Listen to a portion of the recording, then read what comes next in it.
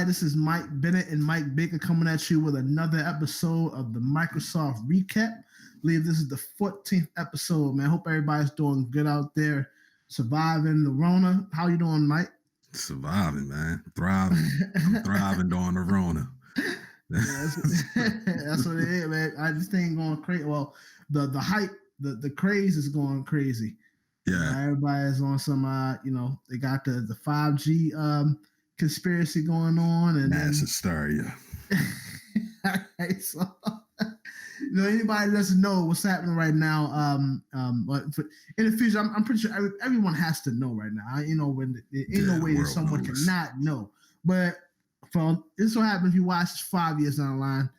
This is the time of the coronavirus where there's a global pandemic, quote unquote, going on. People are dying left and right from this mysterious disease, and we stuck in the house.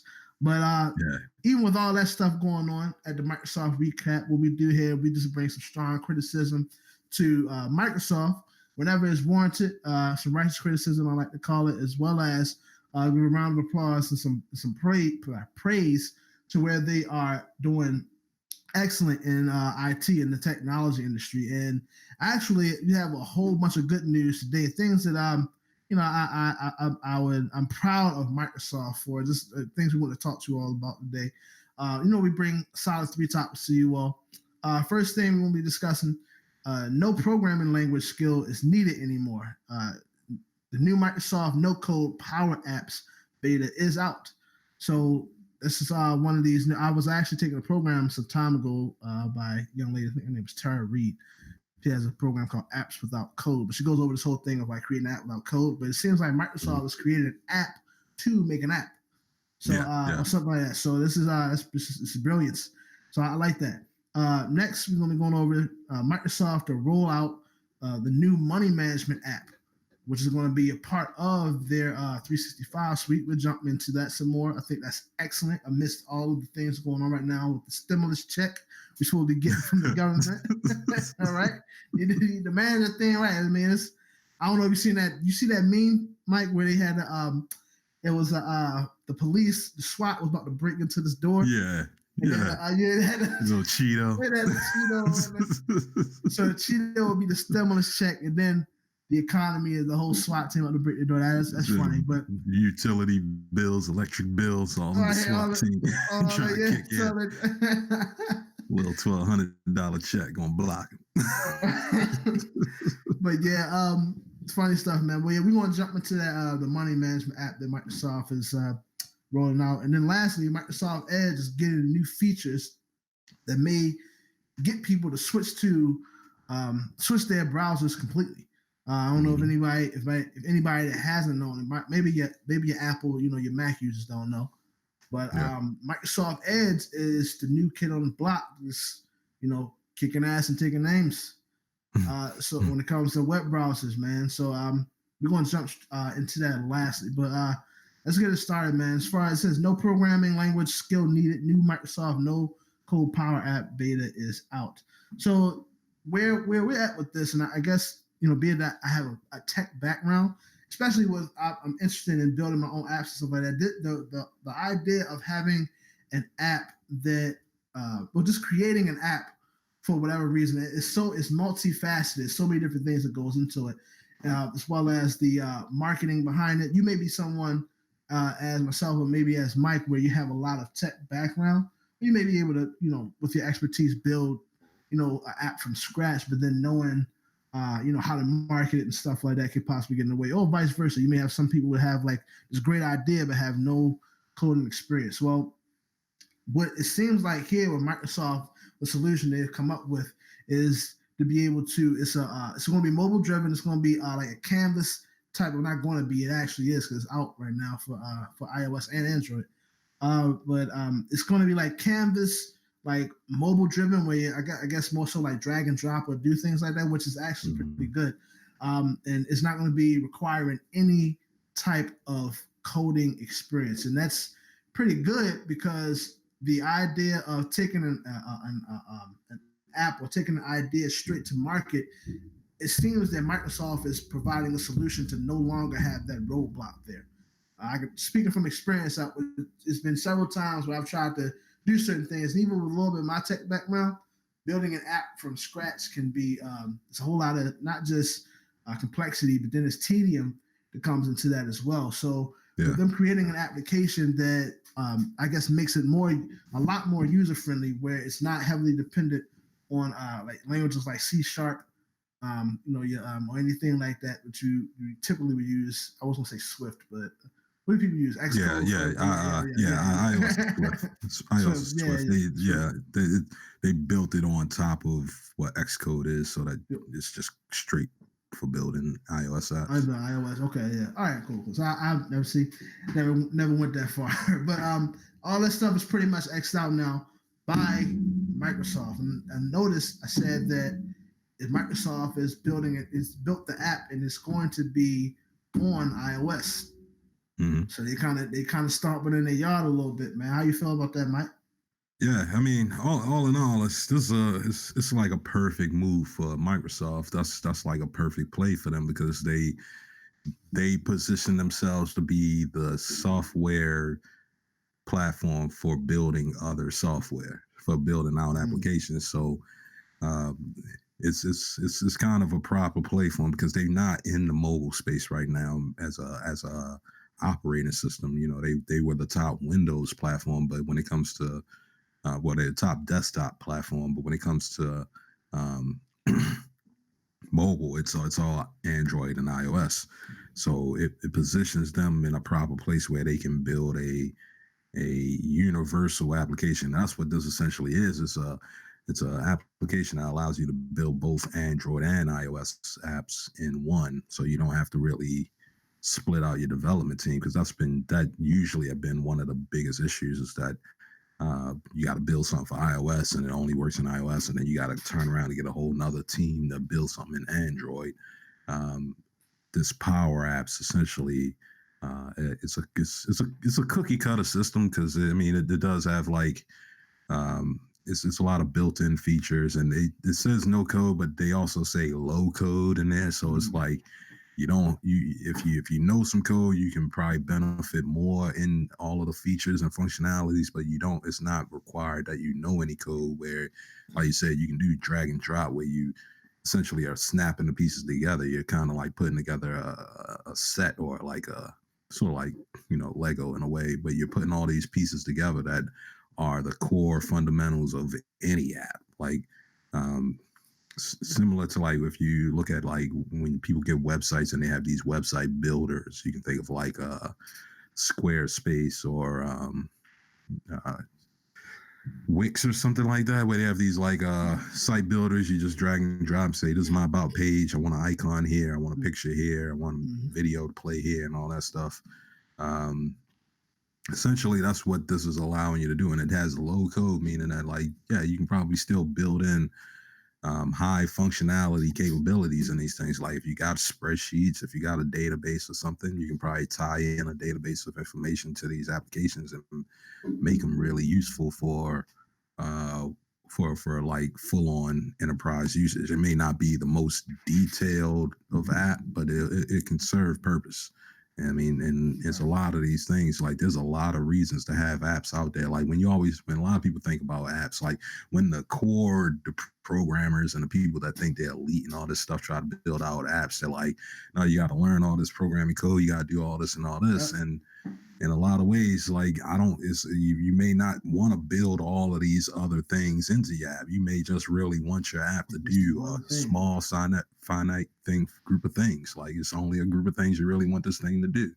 And that's what they are offering, so that you don't have to spend your money on some 10-year iOS developer to build out something. You got to pay them like $125 an hour just to build it out. You can just get this application, get somebody that's good at building apps in this application, and get that at like a third of the cost.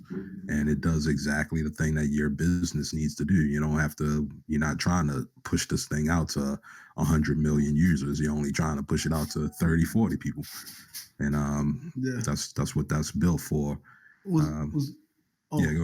I'll say that, yeah. So what a lot of people don't notice, when we typically, when you're talking about the app building space, most people, because of the allure that came with, the explosion that Facebook had, maybe what is that, over what, 14 years ago, I guess. When did Facebook come out? Yeah, 14 years ago. The like whole MySpace. 2004.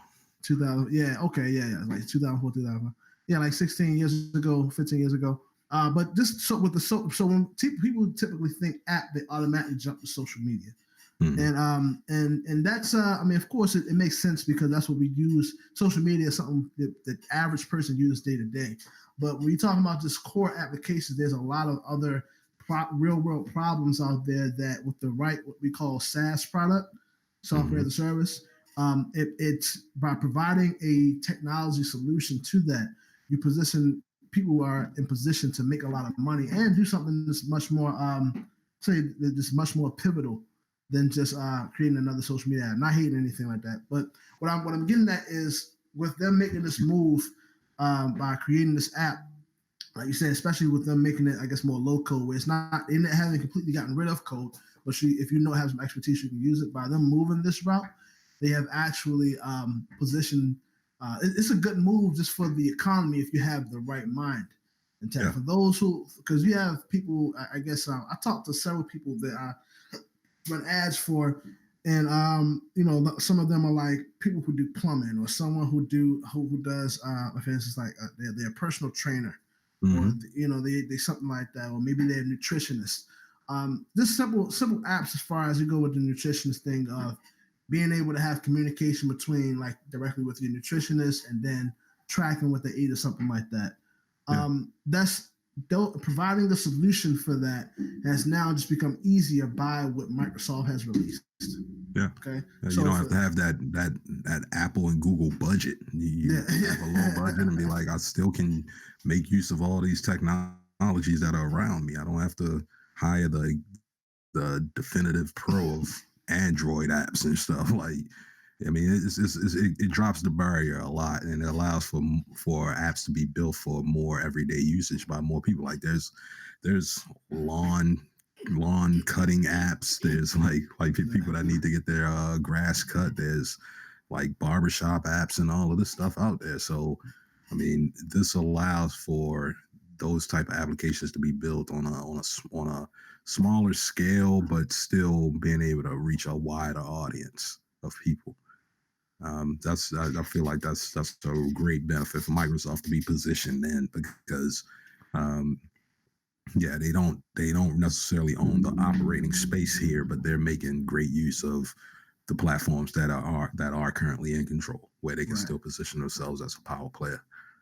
Yeah, I mean, I think again, and it just speaks to Microsoft's prowess when it comes to understanding how to expand their business. What I will say, we can roll into the next. It's probably kind of transition to the next topic, but what I've noticed with Microsoft, they have a great.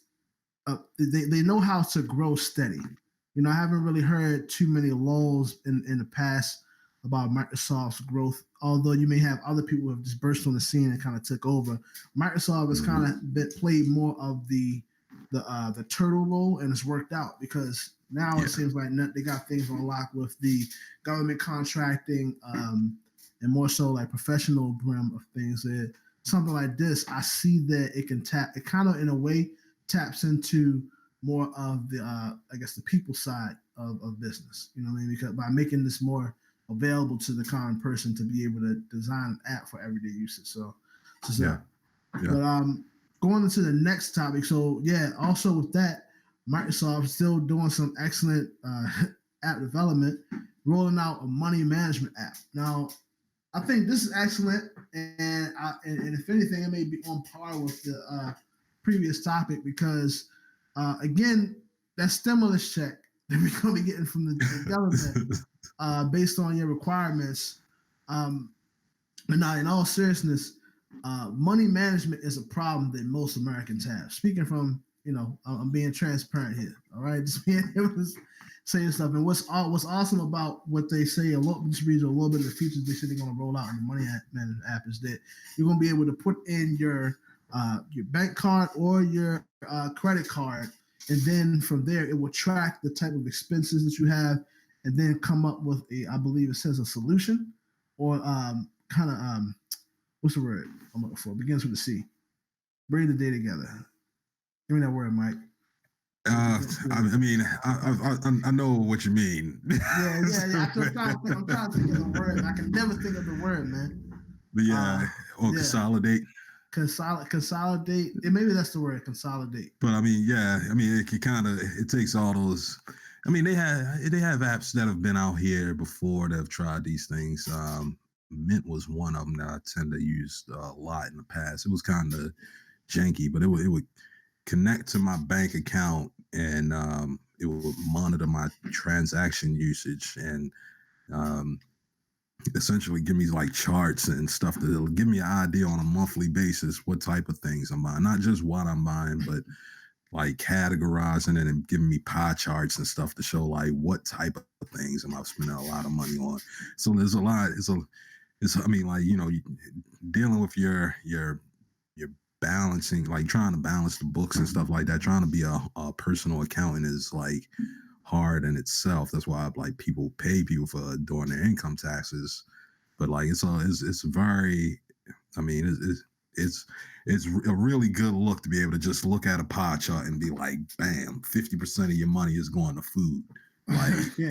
like you can just immediately look at it and be like, not because when you look at a bank statement, you say, all right, you spent money at such and such bar and grill. You spent such money at the market. You went to this restaurant. You went to this carry out and stuff like that. And it's separated. And it's kind of hard to see what it all is. But when you have a system that can identify what those services are and group them up into categories and be like, you spend this much on entertainment, you spend this much on food, you spend this much on travel.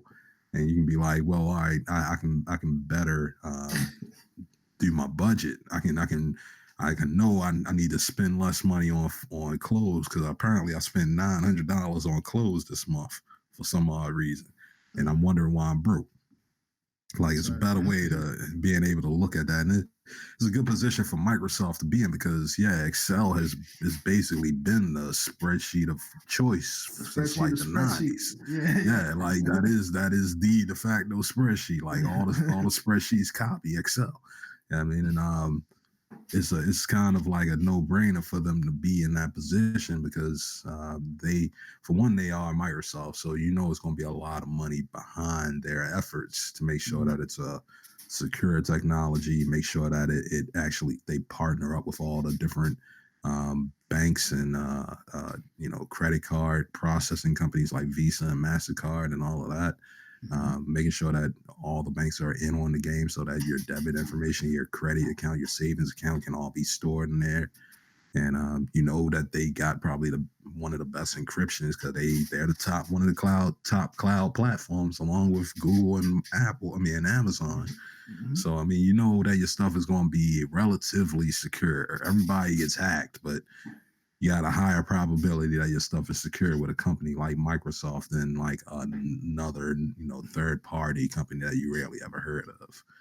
And I mean, it feel like it's just right for them to be in that position. They say they tie this to Microsoft 365, which is basically Office 365 with personal cloud attached on, but that's one of probably the first moves for it. They don't have right now a wallet. Like, everybody has these digital wallets. Google has the digital wallet. Amazon has the pay system. All of these things you can pay for services online. PayPal has one. Amazon even has one where you can do these like Amazon checkouts using some other service, but you can still use your Amazon account. Microsoft doesn't have one of those services yet, so they kind of are due for being in that market where you can say, well, let me buy this product through my Microsoft account. And they'll position them to be in the game with everybody else because, Apple has the Apple Card that they're doing. They got the Apple Wallet. Got the Apple Card, Apple Wallet, Apple TV. We already talked about Google coming out with their initiative to try to be a bank. They're trying to join the financial sector. So like, I mean, it's probably appropriate for, I mean, Amazon. We all know Amazon they trying to take a bit of every transaction that happens in the world. So I mean, it's just a good position to put themselves in to be part of the money game somewhere in that realm, especially with this whole cryptocurrency potentially still going forward. Like Yeah. the future of money looks to still seems like it's going to be going in a digital route. So Well, Microsoft still has time. yeah, that's perfect point, man. What I was told is that the idea of what money is never really going anywhere. I Mm-hmm. mean, it's always going to be bartered and exchange, but the methods and Yeah. how we exchange and stuff like that is going to change. And I think that with Microsoft actually rolling out this money management app, I see that they are starting to become more customer centric. Like they're implementing this and thinking about what could the average person be thinking about in the future and how to help them out. So, they came out with this. I mean, they had enough bandwidth for seniors, had enough space, enough money to invest where they're going to make this a part of. Now, if it's going to be part of the 365 suite, that means that wherever it's going to be downloaded, whenever someone downloads that, it's a high probability they're going to download that too because it's a part of the suite. So Yeah. I think And they actually talked. Remember, we talked about that, how they were grouping up everything into one app, so that Office 365. Like now, Microsoft Word, Excel, and all that is just one big app, all in one. So yeah, they probably add that in there too. And they are switching over. I mean, they are basically trying to hit that consumer market as well.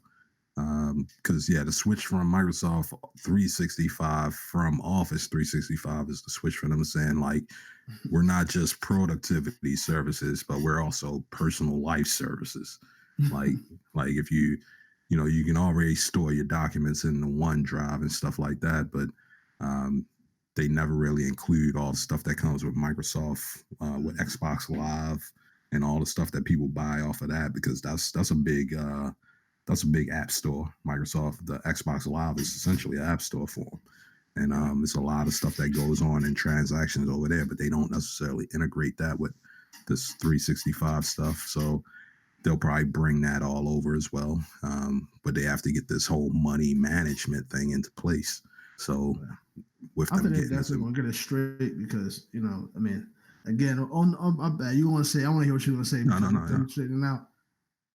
Yeah. I mean, yeah, it's just they're wrapping around it, just trying to get everything wrapped in one place. Having a money platform so that everything that they do that requires some type of transaction can be centralized at that money app. Gotcha. Yeah, it's again, I ain't talking about, I ain't trying to say I'm balling, but we have different accounts, man.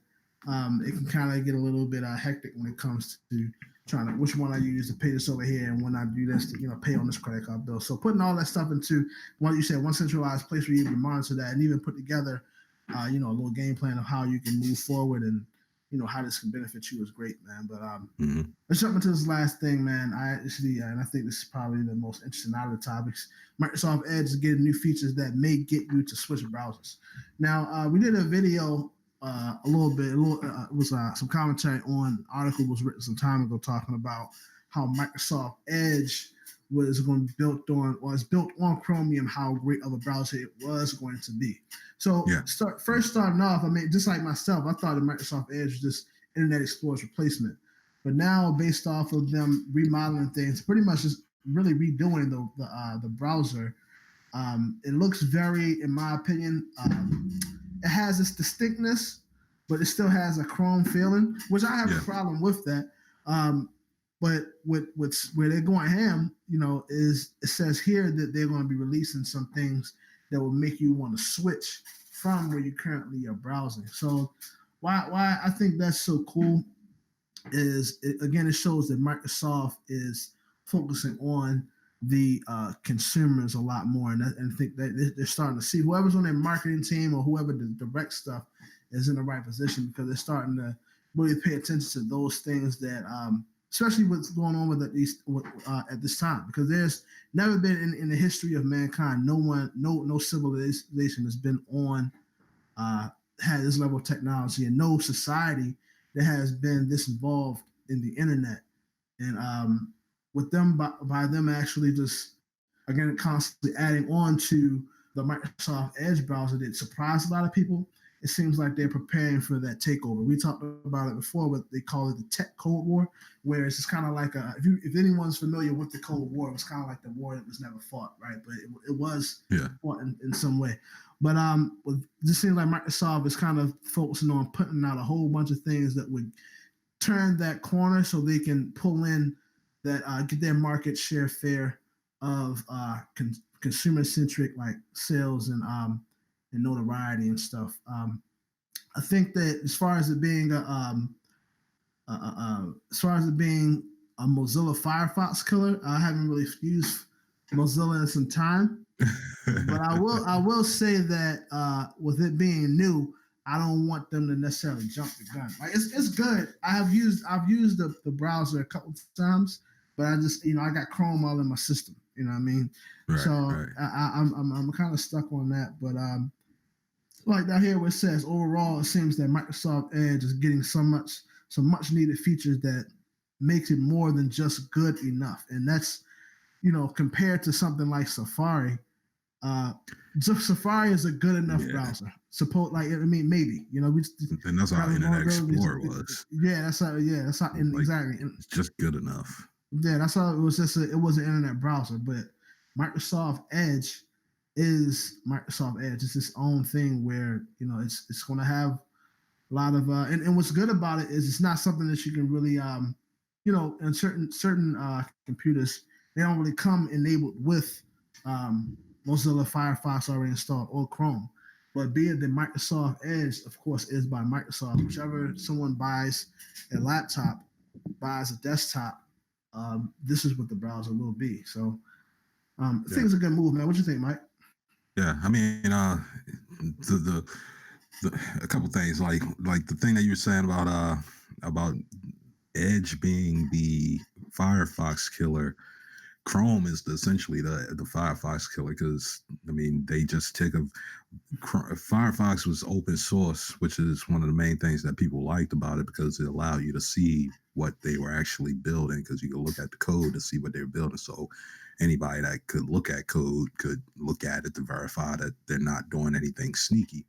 And with Chromium coming out and being open source too, that just gave the open source community like more things to go back and forth with. And usually they're going to just stick with one platform. And a lot of people seem to be leaning over to the Chrome platform for open source. And you can tell that that's happening because people are adopting it, particularly companies like Microsoft, where even though it was Google's, Microsoft can easily take it and create their own version with it. And that's basically what they've done. And it can be a catch-22 because some people still may not trust the open source Chromium world. So if they don't even trust that, then they still have a Firefox to go to. There's those diehards that really believe like there's some conspiracy theory somewhere. So you got to just have that alternative. So Firefox will always be there for people. But like for the most part, like I still use it on a day-to-day, but like that's for work purposes. When I'm home, I don't even look at it unless I just want to try something different. But Firefox is there. But for the everyday user, like it's even it's weird how Chrome even got to be number one because like you said, like when you get a computer by default, if you got Mac, you get Safari. If you got Windows, you get Internet Explorer. So for people to have been using Chrome for it to become as dominant as it is, they were making that conscious decision to do that. Everybody had to conscientiously be like, yeah, I'm going to download Chrome and I'm going to start using this as my browser. And they did that based on the fact that the other browsers weren't keeping up. Right. And that's really the incentive was like they weren't supplying the need for the demand of having a better browser. And with Microsoft copying Chrome's browser, they basically just jumped themselves into second place. Yeah. They went from fifth place to second place real quick, just from saying, all right, we're going to just use Chromium. Yeah. And they said, fuck it. So they hopped over Safari, they hopped over Opera, they hopped over Firefox, and they jumped right in line behind Chrome and shit, which is where they felt like they should have been the whole time, but they couldn't because Internet Explorer sucked. But well, I think that overall, man, looking at it, too, what makes it tight, well, I would say makes it tight. What makes it good, speaking of something about Baltimore, right? It makes it cool is that with so Internet Explorer, I don't know if it was that driven on like the plugins and stuff, but there are a lot of really the whole, because it seemed like the theme today for everything is for Microsoft is a lot of app development, right? But there's a lot of apps out there that are like plugins for different extensions and stuff like that for Chrome and for Firefox and for Edge. But because Microsoft Edge, it's almost like it's a new landscape. You're able to port your stuff over from Chrome, which is interesting, as well as they have people who's constantly developing stuff for Microsoft Edge. So I mean, I'm kind of excited to see where this goes. Listening to this and going through this has me wanting to use Microsoft Edge a little bit more often. But yeah, man, kudos to Microsoft. Yeah, I mean, the features that they got on there is just dope in themselves. Like they got the password monitor. I think we talked about the tracking thing a while ago, where that they were talking about how they were going to add tracking protection on Edge. Yes. Now they're basically at the point where they're about to release it.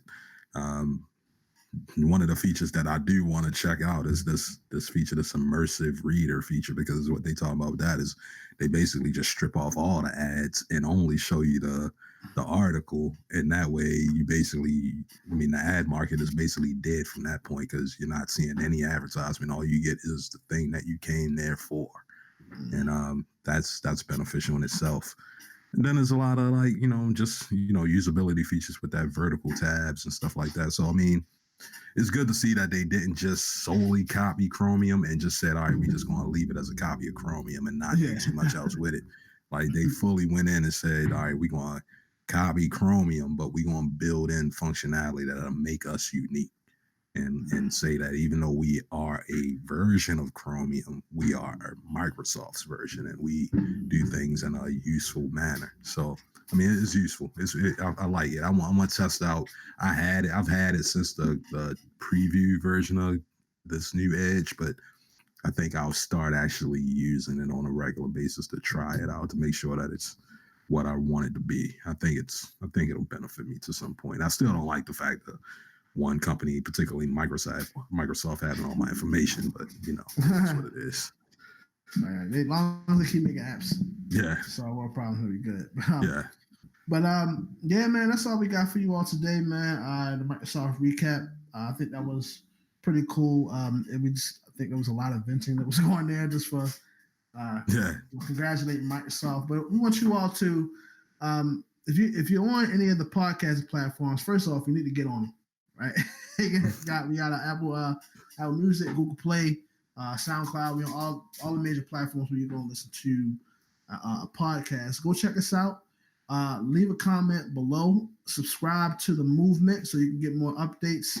We're gonna have the social media popping soon, where we be able to interact with you all more often. And two, we're also open to suggestions. If there's an article you want us to go over that is within the confines of what's good, what we can do, we'll go ahead and add it to the list and see if we can give a reaction to it. But other than that, I hope you all had a good time on the podcast as much as I did. And me and Mike, how you feeling, Mike? You got anything else? Yeah, I'm good. I mean, as long as y'all don't really come with too many 5G coronavirus questions, I'm cool, man. Just ask me anything else because I'm not going to answer it. I think I'm just delete the email. Like I'm not feeling it right now. All right. Well, I mean, worst come to worst, so we might have to do a whole segment. Like, what is this whole thing? what is this issue? Like, is this real or not? Yeah, that's it. Corona is it real or not? That's it. That's the name. But yeah, man, that's all we got for you all today. This is Mike Bennett and Mike Baker coming at you again with the 14th episode of the weekly. Oh, not the weekly. The Microsoft recap. Yeah. Until next time, you all take care. Peace. Peace.